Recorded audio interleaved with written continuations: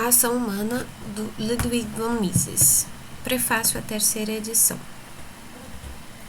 É com grande satisfação que vejo este livro em sua terceira edição, com uma bela impressão e por uma editora tão bem conceituada. Cabem aqui duas observações terminológicas. Primeiro, emprego o termo liberal com o sentido a ele atribuído no século XIX e ainda hoje em países da Europa continental. Esse uso é imperativo, porque simplesmente não existe nenhum outro termo disponível para significar o grande movimento político e intelectual que substituiu os métodos pré-capitalísticos de produção pela livre empresa e economia de mercado, o absolutismo de reis ou oligarquias pelo governo representativo constitucional, a escravatura, a servidão e outras formas de cativeiro pela liberdade de todos os indivíduos. Segunda, nas últimas décadas, o significado do termo psicologia tem ficado cada vez mais restrito à psicologia experimental, uma disciplina que emprega os métodos de pesquisa das ciências naturais. Por outro lado, tornou-se usual desprezar os estudos que anteriormente haviam sido chamados de psicológicos, considerando-os psicologia literária, ou uma forma não científica de entendimento. Sempre que se faz referência à psicologia em estudos econômicos, tem-se em mente exatamente essa psicologia literária, e, portanto, torna-se aconselhável introduzir um termo especial nesse sentido. Sugeri em meu livro Theory and History o termo temologia, e o uso em meu ensaio The Ultimate Foundation of Economic Science, recentemente publicado. Entretanto, a minha sugestão não teve a intenção de ser retroativa, de alterar o uso do termo psicologia em livros já previamente publicados. Portanto, continuo a empregar o termo psicologia nesta nova edição da mesma forma como empreguei na primeira. Existem duas traduções já publicadas na primeira edição de Ação Humana, uma tradução italiana feita pelo Sr. Tullio Baggiotti, professor da Universidade Bocconi, em Milão, sob o título L'azione umana, Trattato di Economia, publicado pela Unione Tipografico Editrici Torinense, em 1959. Uma tradução espanhola feita pelo Sr. Joaquim Regueiro, sob o título de L'azione umana, Tratado de Economia, publicado em 2 volumes pela Fundação Inácio Villalonga, em Valença, Espanha, em 1960. Sinto-me em dívida com muitos amigos pela ajuda e por conselhos que recebi durante a preparação deste livro. Antes de tudo, gostaria de lembrar 2 estudiosos já falecidos, Paul Manteau e William Hatted, que, por me terem dado a oportunidade de ensinar no famoso Graduated Institute of International Studies em Genebra, Suíça, proporcionaram-me o tempo e o incentivo para iniciar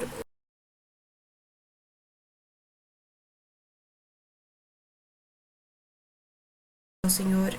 Arthur Godard, Sr. Percy Greaves, Dr. Henry Hazlitt, professor Israel Kisner e o Sr. Leonard Reed, o Joaquim Albiol e o Dr. George Reisman pelas valiosas e úteis sugestões. Mas, acima de tudo, quero agradecer a minha esposa pelo seu firme estímulo e ajuda.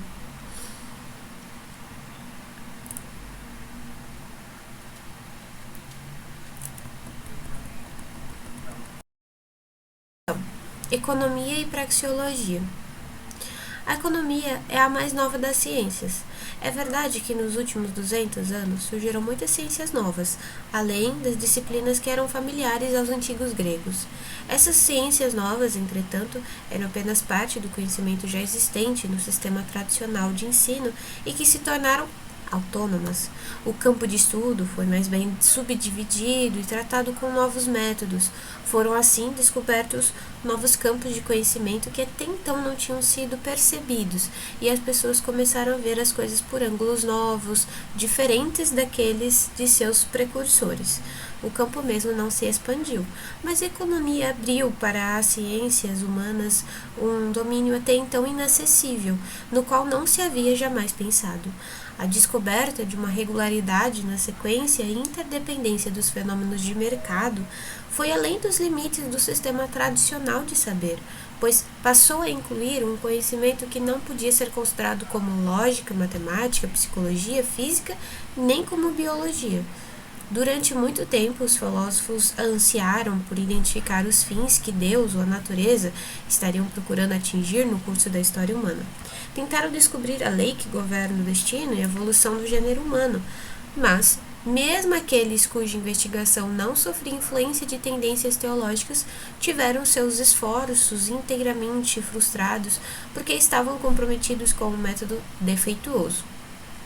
Lidavam com a humanidade como um todo, ou através de conceitos holísticos, tais como nação, raça ou igreja, estabeleciam de forma bastante arbitrária os fins que fatalmente determinariam o comportamento de tais conjuntos, mas não conseguiam responder satisfatoriamente à indagação relativa a que fatores compeliriam os indivíduos a se comportarem de maneira tal que fizesse com que o suposto objetivo pretendido pela inexorável evolução do conjunto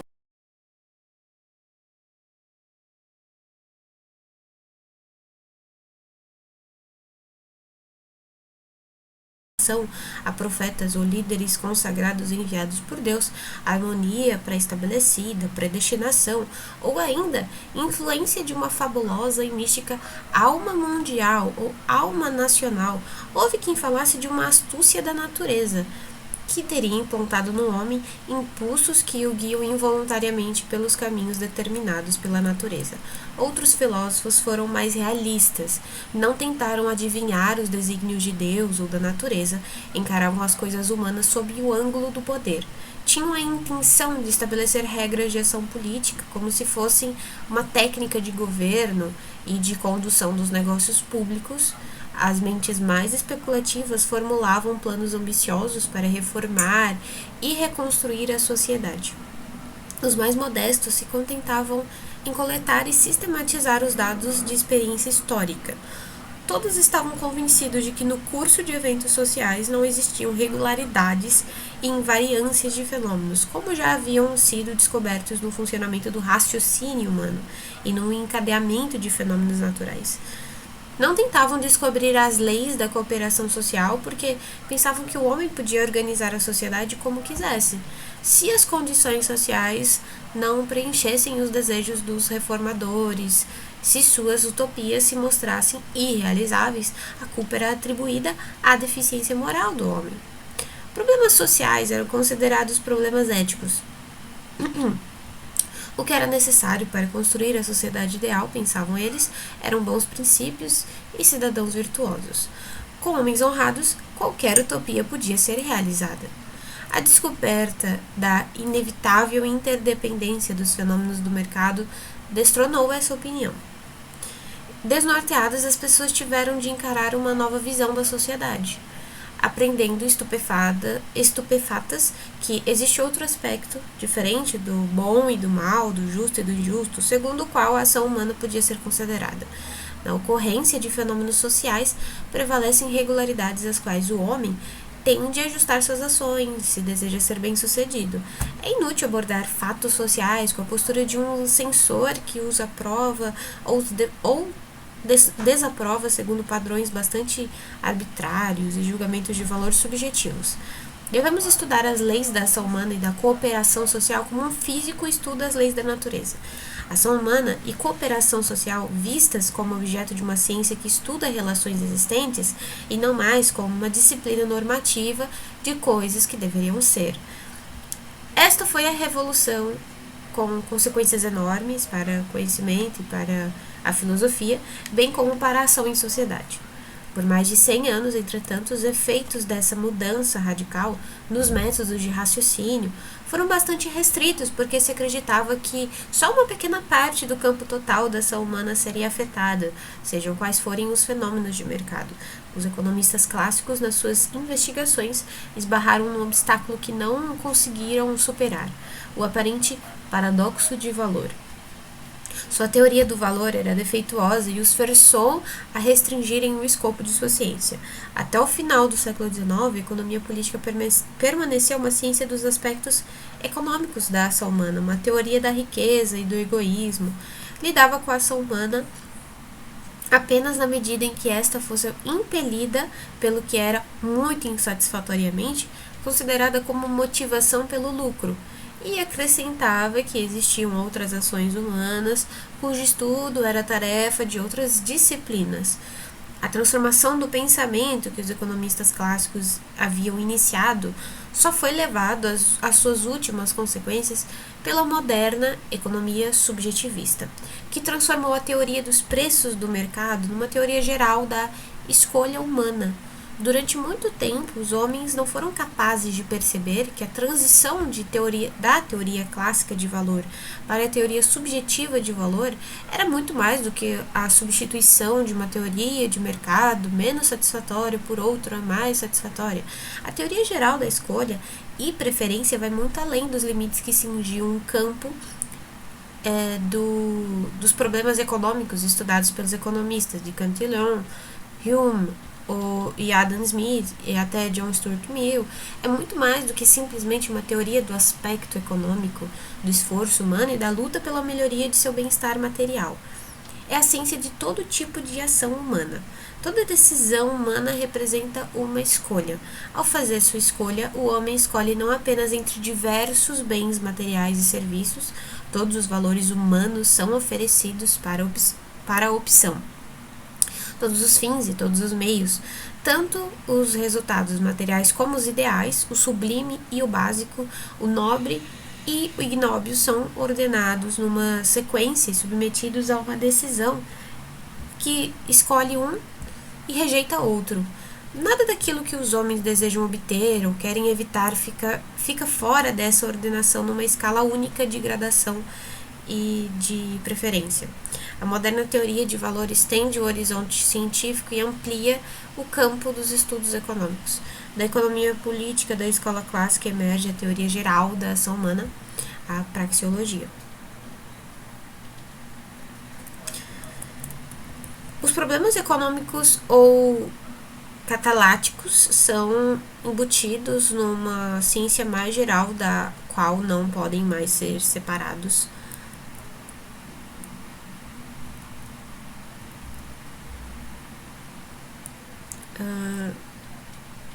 Vamos lá, praxeologia, do grego praxis, ação. Isso é uma primeira nota, tá, gente? Isso é uma primeira notinha que tá aqui no livro sobre a citação à praxeologia, do grego praxis, ação, hábito, prática, e logia, que seria doutrina, teoria, ciência.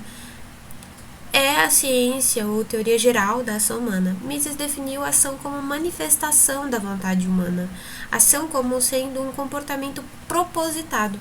A praxeologia, a partir deste conceito a priorístico da categoria, a ação analisa as implicações plenas de todas as ações. A praxeologia busca conhecimento que seja válido sempre que as condições correspondam exatamente àquelas consideradas na hipótese teórica. Sua afirmação e sua proposição não decorrem da experiência, antecedem qualquer compreensão dos fatos históricos. E sobre os problemas econômicos ou cataláticos, tem uma outra nota sobre cataláxia, que é a teoria da economia de mercado, isto é, cálculo monetário, e rastreia a formulação de preços até a sua origem, ou seja, até o momento em que o homem fez sua escolha. Explica os preços de mercado como são e não como deveriam ser. As leis da cataláxia não são julgamentos de valor, são exatas, objetivas e de validade universal. Agora, voltando, o exame dos problemas econômicos tem necessariamente de começar por atos de escolha. A economia toma-se uma parte, embora até agora a parte elaborada, de uma ciência mais universal, a praxeologia.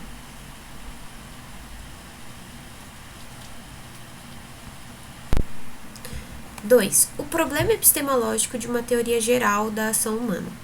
Na nova ciência, tudo parecia problemático. Ela era uma intrusa no sistema tradicional de conhecimento. As pessoas estavam perplexas e não sabiam como classificá-la nem como designar o seu lugar. Por outro lado, estavam convencidas de que a inclusão da economia no sistema de conhecimento não necessitava de uma reorganização ou expansão do programa existente. Consideravam completos o seu sistema de conhecimento.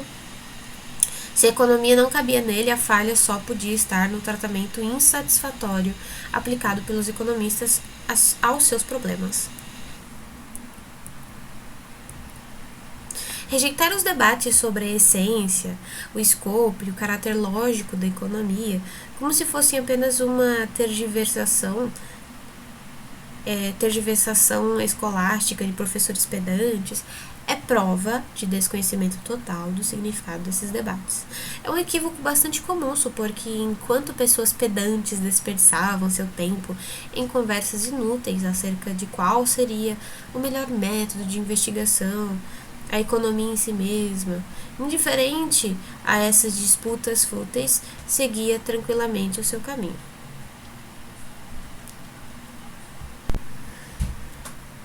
No Methodenstreich entre os economistas austríacos e a escola historicista alemã, que se auto-intitulava guarda-costas intelectual da Casa de Hohenzollern, bem como nas discussões entre a escola de John Bates Clark e o institucionalismo americano, havia muito mais em jogo do que a simples questão sobre qual seria o melhor procedimento.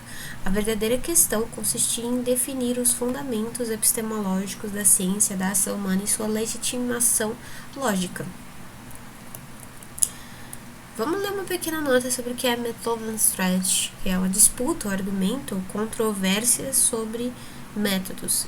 Especificamente a controvérsia sobre o método e o caráter epistemológico da economia na década de 80, no século XIX, entre os seguidores da escola austríaca de economia, liderados por Karl Menger, e os proponentes da escola historicista alemã, liderados por Gustav von Schmoller. A escola historicista alemã sustentava que a história é a única fonte de conhecimento sobre a ação humana e sobre os assuntos econômicos, e que só no estudo dos dados e estatísticas históricas a economia poderia formular suas leis e teorias. E uma quarta nota em institucionalismo americano está explicando que o institucionalismo americano é uma versão americana da escola historicista. Considera que as atividades humanas são determinadas por pressões sociais irresistíveis, denominadas instituições. Propõe a intervenção política como o melhor meio de mudar tais hábitos do homem e de aprimorar o gênero humano. Atribui o infortúnio da humanidade ao capitalismo do tipo laissez-faire e procura mudar as instituições pela adoção de soluções coletivas e intervencionistas. Agora vamos continuar. A verdadeira questão consistia em definir os fundamentos epistemológicos da ciência da ação humana e sua legitimação lógica, partindo de um sistema epistemológico para o qual o pensamento praxeológico era desconhecido e de uma lógica que reconhecia como científica, além da lógica e da matemática, apenas a história e as ciências naturais empíricas. Muitos autores tentaram negar a importância e a utilidade da teoria econômica. O historicismo pretendia substituí-la por história econômica. O positivismo recomendava substituí-la por uma ilusória ciência social, que deveria adotar a estrutura lógica e a configuração da mecânica newtoniana. Ambas as escolas concordavam numa rejeição radical de todas as conquistas do pensamento econômico.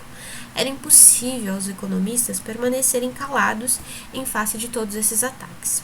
O radicalismo dessa condenação generalizada da economia foi logo superado por um niilismo ainda mais universal. Desde tempos imemoriais, os homens, ao pensar, falar e agir, consideraram a uniformidade e imutabilidade da mente humana como um fato inquestionável. Toda investigação científica estava baseada nessa hipótese. Nas discussões sobre o caráter epistemológico da economia, pela primeira vez na história do homem, este postulado também foi negado. O marxismo afirma que a forma de pensar de uma pessoa é determinada pela classe a que pertence. Toda classe social tem sua lógica própria. O produto do pensamento não pode ser nada além de um disfarce ideológico dos interesses egoístas da classe de quem elabora o pensamento. A tarefa de uma sociologia do conhecimento é desmascarar filosofias e teorias científicas e expor o seu vazio ideológico. A economia é um expediente burguês. Os economistas são psicofantas do capital. Somente a sociedade tem classes da utopia socialista. Somente a sociedade sem classes da utopia socialista substituirá as mentiras ideológicas pela verdade. Esse polilogismo posteriormente assumiu várias outras formas.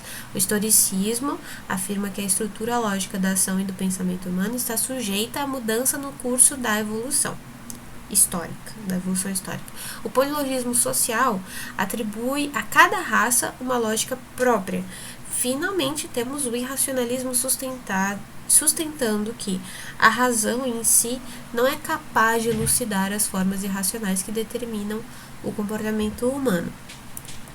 Tais doutrinas vão muito além dos limites da economia. Elas questionam não apenas a economia e a praxeologia, mas qualquer conhecimento humano e raciocínio em geral. Referem-se à matemática e à física tanto quanto à economia. Parece, portanto, que a tarefa de refutá-las não cabe a nenhum setor específico do conhecimento, mas à epistemologia e à filosofia. Essa é aparentemente a justificativa para a atitude daqueles economistas que tranquilamente continuam seus estudos sem se importar com problemas epistemológicos nem com as objeções levantadas pelo polilogismo e pelo irracionalismo. Ao físico, pouco importa se alguém estigmatiza suas teorias como burguesas, ocidentais ou judias. Da mesma maneira, o economista deveria ignorar a calúnia e a difamação.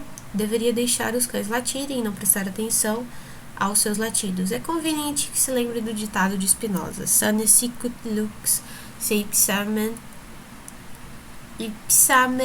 tenebras manifestat sic veritas norma sui et falsiest. A tradução é: sem dúvida que assim como a luz se manifesta a si mesma e às trevas, da mesma forma a verdade é ao mesmo tempo a norma de si e do falso. Entretanto, no que concerne à economia, a situação não é bem a mesma que em relação à matemática e às ciências naturais. O polilogismo e o irracionalismo atacam a praxeologia e a economia, embora suas afirmações sejam feitas de maneira geral, referindo-se a todos os ramos do conhecimento. Na realidade, visam as ciências relativas à ação humana. Afirmam ser uma ilusão acreditar que a pesquisa científica pode produzir resultados válidos para que gente de todas as épocas, raças e classes sociais e se comprazem em depreciar certas teorias físicas e biológicas como burguesas ou ocidentais.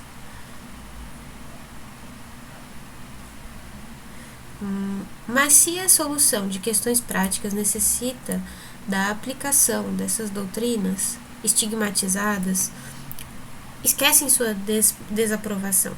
A tecnologia da União Soviética utiliza sem escrúpulos todos os resultados da física, química e biologia burguesa. Os físicos e engenheiros nazistas não desprezaram a utilização de teorias, descobertas e invenções das raças e nações inferiores. O comportamento dos povos de todas as raças, religiões, nações, grupos linguísticos ou classes sociais demonstra claramente que eles não endossam as doutrinas do polilogismo e do irracionalismo no que concerne a matemática, a lógica e as ciências naturais. Mas no que diz respeito à praxeologia e à economia, as coisas se passam de maneira inteiramente diferente. O principal motivo do desenvolvimento das doutrinas do polilogismo, historicismo e racionalismo foi proporcionar uma justificativa para desconsiderar os ensinamentos da economia na determinação de políticas econômicas. Os socialistas, racistas, nacionalistas e estatistas fracassaram nas suas tentativas de refutar as teorias dos economistas e demonstrar o acerto de suas doutrinas espúrias. Foi precisamente essa frustração que os impeliu a negar os princípios lógicos e epistemológicos sobre os quais se baseia o raciocínio humano, tanto nas atividades cotidianas como na pesquisa científica. Não é admissível desembaraçar-se dessas objeções meramente com bases nos motivos políticos que as inspiraram. A nenhum cientista é permitido presumir de antemão que a desaprovação de suas teorias deve ser infundada porque seus críticos estão imbuídos de paixão ou preconceito partidário. Ele deve responder a cada censura sem considerar seus motivos subjacentes ou sua origem. Não menos inadmissível é silenciar em face de qualquer opinião de que os teoremas de economia são válidos apenas em condições hipotéticas que não se verificam na vida real e que, portanto, são inúteis para a compreensão da realidade. É estranho que algumas escolas aprovem esta opinião e, ao mesmo tempo, calmamente desenhem suas curvas e formulem suas equações. Não se importam com o significado do seu raciocínio e nem como este se relaciona com o mundo real da vida e da ação. Essa atitude é, sem dúvida, indefensável. O primeiro dever de qualquer investigação científica é descrever exaustivamente e definir todas as condições e suposições com base nas quais pretende validar suas afirmações. É um erro considerar a física como um modelo e um padrão para a pesquisa econômica. Mas as pessoas comprometidas com esta falácia deviam ter aprendido pelo menos uma coisa. Nenhum físico jamais acreditou que o esclarecimento de algumas condições e suposições de uma teoria de um teorema da física esteja fora do campo de interesse da pesquisa da física. A questão central que a economia tem obrigação de responder é sobre a relação entre suas afirmações e a realidade da ação humana, cuja compreensão é objeto dos estudos da economia. Portanto, compete à economia examinar minuciosamente a afirmativa segundo a qual seus ensinamentos são válidos apenas para o sistema capitalista, durante o curto e já esvaecido período liberal da civilização ocidental. É dever da economia e de nenhum outro campo do saber examinar todas as objeções levantadas de diversos ângulos contra a utilidade das afirmativas da teoria econômica para a elucidação dos problemas da ação humana. O sistema de pensamento econômico deve ser construído de tal maneira que se mantenha à prova de qualquer crítico por parte do irracionalismo, do historicismo, do panfisicalismo, do behaviorismo e de todas as modalidades de polilogismo. É uma situação intolerável a de que os economistas ignorem os argumentos que diariamente são promovidos para demonstrar a futilidade e o absurdo dos esforços da economia. Não se pode mais continuar lidando com os problemas econômicos da maneira tradicional. É necessário construir a teoria catalática sobre a sólida fundação de uma teoria geral da ação humana, a praxeologia. Este procedimento não apenas a protegerá contra inúmeras críticas falaciosas, mas possibilitará o esclarecimento de muitos problemas que até agora não foram adequadamente percebidos e, menos ainda, satisfatoriamente resolvidos, especialmente quando se refere ao problema fundamental do cálculo econômico. 3. Teoria econômica e a prática da ação humana.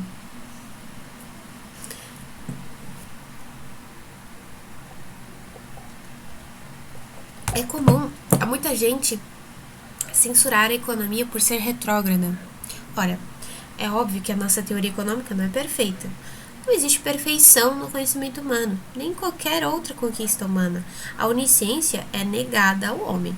A teoria mais elaborada, que parece satisfazer completamente a nossa sede de conhecimento, pode um dia ser emendada ou superada por uma nova teoria. A ciência não nos dá certeza final e absoluta, apenas nos dá convicção dentro dos limites de nossa capacidade mental e do prevalecente estado do conhecimento científico. Um sistema científico não é senão um estágio na permanente busca de conhecimento. É necessariamente afetado pela insuficiência inerente a todo esforço humano. Mas reconhecer estes fatos não implica que o estágio atual da economia seja retrógrado.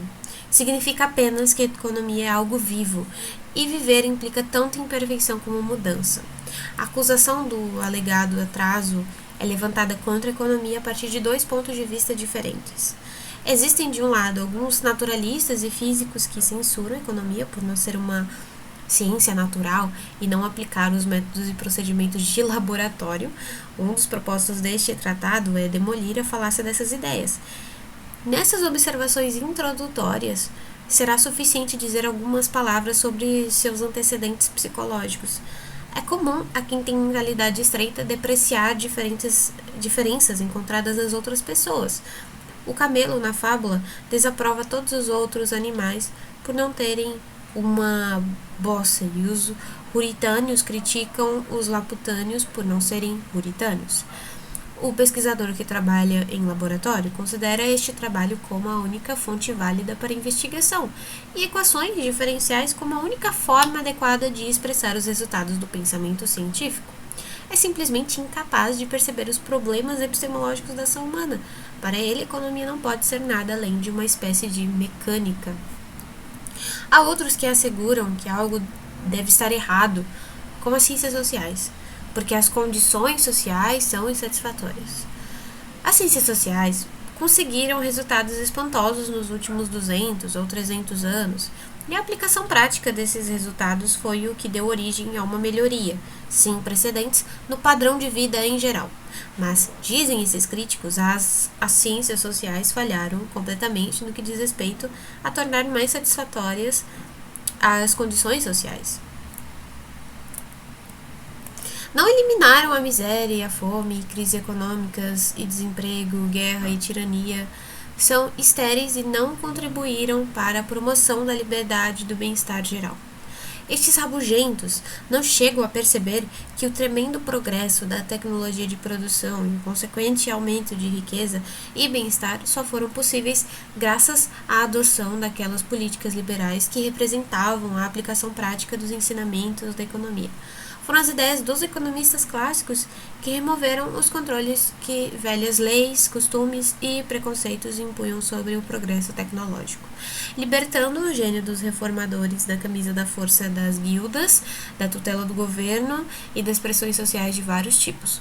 Foram essas ideias que reduziram o prestígio de conquistadores e expropriadores e demonstraram o benefício social decorrente da atividade empresarial. Nenhuma das grandes invenções modernas teria tido utilidade prática se a mentalidade da era pré-capitalista não tivesse sido completamente demolida pelos economistas. O que é comumente chamado de Revolução Industrial foi resultado da revolução ideológica efetuada pelas doutrinas dos economistas. Foram eles que explodiram velhos dogmas, que é desleal e injusto superar um competidor produzindo melhor e mais barato, que é iníquo desviar-se dos métodos tradicionais de produção, que as máquinas são um mal porque trazem desemprego, que a tarefa do governo é evitar que empresários fiquem ricos e proteger o menos eficiente na competição com o mais eficiente, que reduzir a liberdade dos empresários pela compulsão ou coerção governamental em favor de outros grupos sociais é um meio adequado para promover o bem-estar nacional. A economia política inglesa e a fisiocracia francesa indicaram o caminho do capitalismo moderno. Foram elas que tornaram possível o progresso decorrente da aplicação das ciências naturais, proporcionando às massas benefícios nunca sequer imaginados. O que é de errado com a nossa época é precisamente a difundida ignorância do papel desempenhado por essas políticas de liberdade econômica na evolução tecnológica dos últimos 200 anos. As pessoas tornaram-se prisioneiras da falácia segundo a qual o progresso nos métodos de produção foi contemporânea à política de laissez-faire, apenas por acidente. Iludidos pelos mitos marxistas, consideram o estágio atual de desenvolvimento como resultado da ação de misteriosas forças produtivas que não dependem em nada de fatores ideológicos. A economia clássica, estão convencidos, não foi um fator no desenvolvimento do capitalismo, mas ao contrário, foi seu produto, sua superestrutura ideológica, foi uma doutrina destinada a defender os interesses espúrios dos exploradores capitalistas.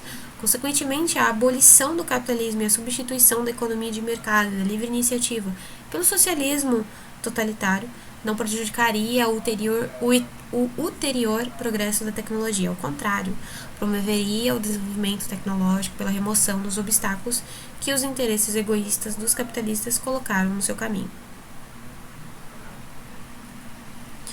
O traço característico dessa era de guerras destrutivas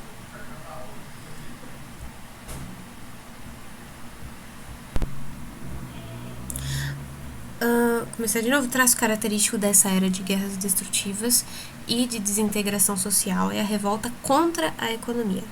Thomas Carlyle denominava a economia de ciência triste e Karl Marx estigmatizou os economistas como psicofantas da burguesia, charlatães, exaltando suas poções mágicas e seus atalhos para o paraíso terrestre, se satisfazem em desdenhar a economia, qualificando-a como ortodoxa ou reacionária.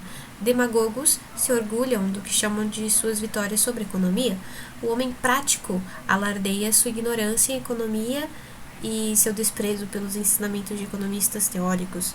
As políticas econômicas das últimas décadas têm sido resultado de uma mentalidade que escarnece de qualquer teoria econômica bem fundamentada e glorifica as doutrinas espúrias de seus detratores. O que é conhecido como economia ortodoxa não é ensinada nas universidades da maior parte dos países, sendo virtualmente desconhecida dos líderes políticos e escritores. A culpa da situação econômica insatisfatória certamente não pode ser imputada à ciência que os governantes e massas ignoram e desprezam. É preciso que se enfatize que o destino da civilização moderna, desenvolvida pelos povos de raça branca nos últimos 200 anos, está inseparavelmente ligado ao destino da ciência econômica. Esta civilização pôde surgir porque esses povos adotaram ideias que resultavam da aplicação dos ensinamentos da economia aos problemas de política econômica. Necessariamente sucumbirá se as nações continuarem a seguir o rumo que tomaram, enfeitiçadas pelas doutrinas que rejeitam o pensamento econômico. É verdade que a economia é uma ciência teórica e, como tal, se abstém de qualquer julgamento de valor. Não lhe cabe dizer que fins as pessoas deveriam almejar. É uma ciência dos meios a serem aplicados para atingir os fins escolhidos, e não, certamente, uma ciência para a escolha dos fins. Decisões finais, a avaliação e a escolha dos fins não pertencem ao escopo de nenhuma ciência. A ciência nunca diz a alguém como deveria agir, meramente mostra como alguém deve agir se quiser alcançar determinados fins. Para muita gente, pode parecer que isso é muito pouco e que uma ciência limitada à investigação do ser e incapaz de expressar um julgamento de valor sobre os mais elevados e definitivos fins, não tem qualquer importância para a vida e a ação humana. Isso também é um erro. Entretanto, o desmascaramento desse erro não é tarefa dessas notas introdutórias, é um dos objetivos deste tratado. Quarto, resumo. Essas observações preliminares se faziam desnecessárias a fim de explicar por que este tratado coloca os problemas econômicos no vasto campo de uma teoria geral da ação humana. No estágio atual, tanto do pensamento econômico como das discussões políticas acerca dos problemas fundamentais da organização social, não é mais possível isolar o estudo dos problemas cataláticos. Esses problemas são apenas um segmento de uma ciência geral da ação humana, e só assim podem ser tratados.